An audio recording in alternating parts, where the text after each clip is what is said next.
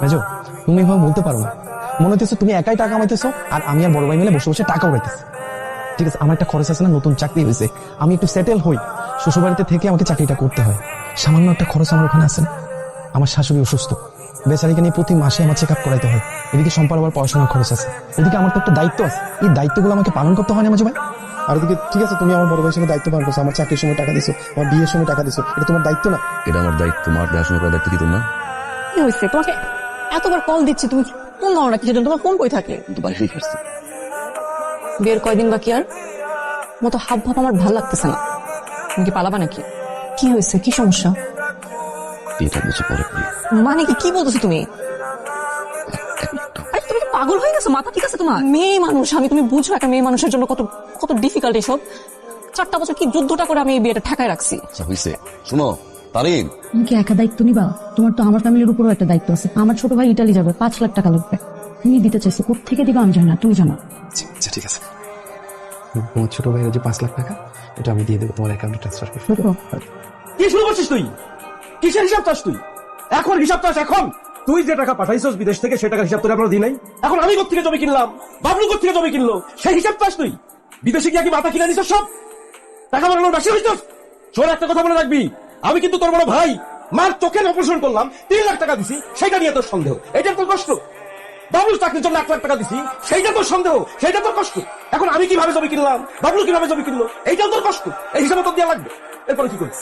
এরপরে আমার ছেলের জন্য কি কিনে দিলাম, আমার বউয়ের জন্য কি কিনে দিলাম, সেইগুলো তোর হিসাব দেওয়া লাগবে। সেইগুলো তোর কষ্ট না? এত কষ্ট কেন তোর? জানাও নাই কেন? জানাইতে পারতা, এইটাই তোমার অপরাধ। আমার ভাই তোমার ভাইয়ের চাকরির জন্য যে উপকার করছে, এটা বড় অপরাধ হয়ে গেছে, এইটা তুমি জানাইতে পারতা। তোমার একমাত্র সন্তানের জন্য আমার ভাই 1 টুকরা জমি কিনছে, এইটা তো অনেক বড় অপরাধ করে ফেলেছি, এইটা তুমি জানাইতে পারতা। আমি অনেকদিন ধরে খেয়াল করতেছি, তোমার ফ্যামিলি এই সুমন আমার ভাইকে মোটেও দেখতে পারে না, নানান ভাবে খালি অপমানই করতেছে। ভাবি বাইরে কথা বলতেছি, চুপ থাকো ভাবি। এটা তুমি কি বলো সুমন?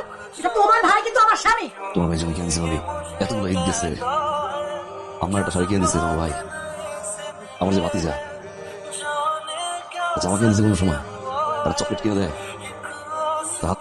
হ্যাঁ, আমি শিখাই দিচ্ছি, সব আমি শিখাই দিচ্ছি।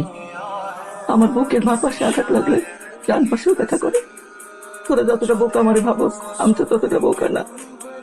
আমি যদি শিখাই দিতাম তাহলে আজকের এই পরিস্থিতি হইতো না। আইস, বড় ভাইয়ের কাছে জবাব চাস? কে দিচ্ছে তোর এই অধিকার? কে দিচ্ছে তোর অধিকার? তুই হিসাব চাস? কেন হিসাব চাইবি? কেন তুই হিসাব চাইবি? আসলে আমার কোনো অধিকার নাই, আমার আবার কিসের অধিকার? বিদেশ থাকি, জানার মতো খাবি না, 5 বছরে যা কামাইছি সব পাঠাইছি, 18 ঘন্টা করে কাজ করি। যতবার জিগাইতা কি খাইছি, কইতাম গরুর মাংস, উটের মাংস, মুরগির মাংস। কিসের গরু, কিসের উট মা, কোনো মতো ডিম বাজি করে ভাত খেতাম। ভালো মতো জামা কাপড় কবে কিনতে ভুলে গেছি মা, বাইরে 1 টাকা খরচ করতে পারতাম না। 1 টাকা খরচ করতে গেলে মনে হইতো আমার মায়ে কেমন আছে, আমার বড় ভাই, আমার ছোট ভাই, আমার পরিবারটা কেমন আছে। বারবার মনে হয়তো একটু দেশে যাই না, একটু মার ধরে থাকি না, একটু বলতে বলবো, একটু নামাজটা পড়ি। জ্বরে মরতাম, শরীর ব্যথায় মরতাম মা, 7 জনের মাঝখানে একটা রুমে ঘুমাইতাম মা। আসলে তো আমার অধিকার নাই, আমার টাকার হিসাব আমি চাবো কেন? আমি তো প্রবাসী, কত 5 বছর 1 টাকা 2 টাকা না, 40 লাখ টাকা পাঠাইতাম অ্যাকাউন্টে। 40 লক্ষ টাকা, ওই 40 লক্ষ টাকা 40 লক্ষ টাকা না মা, আমার ঘর, আমার রক্ত মা, আমার ভবিষ্যৎ মা। ভাই তার মাত্র ভবিষ্যৎ চিন্তা করছে, আমার ভবিষ্যৎ চিন্তা করছে, আমার ভবিষ্যৎকে ভাবছে মা।